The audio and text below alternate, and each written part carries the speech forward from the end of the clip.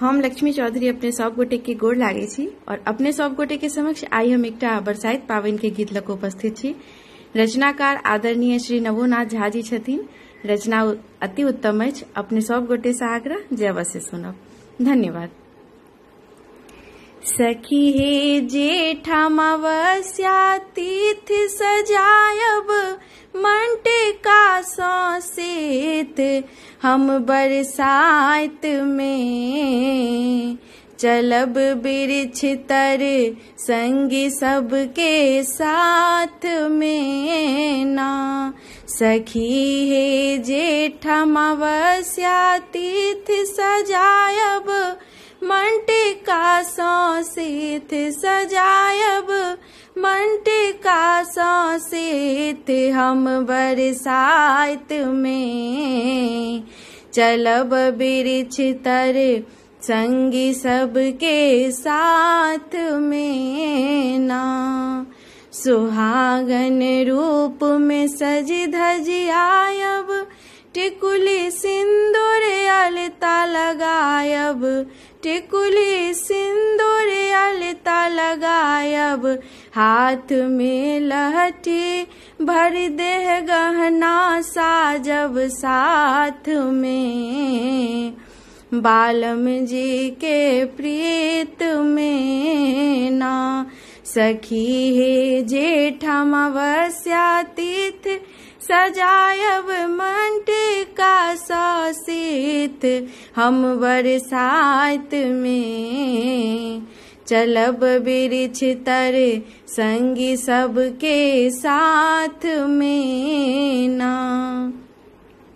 सात टाबियन सातों डाली लाल फूल सो भर दिल कई माली।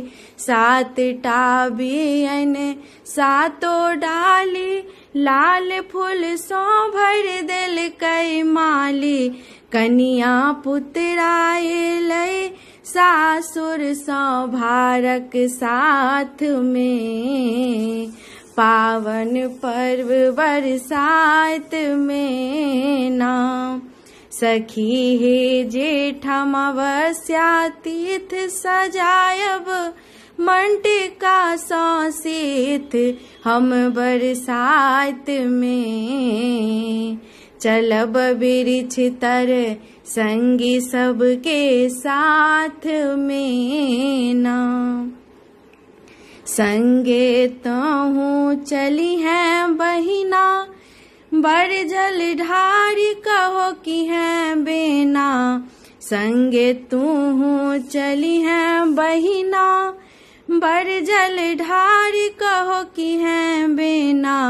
संग में गभी है तूहू गौरी लगित नाद गे औज का दिन बरसाइत में ना। संग में गभी है तूहू बिसहर लगित नाद गे औज का दिन बरसाइत में ना। सखी हे जेठमवस्या तिथि सजायब मंटिका सौसेत सजायब मंटिका सौसेत हम बरसाइत में चलब बिरछ तर संगी सबके साथ में ना।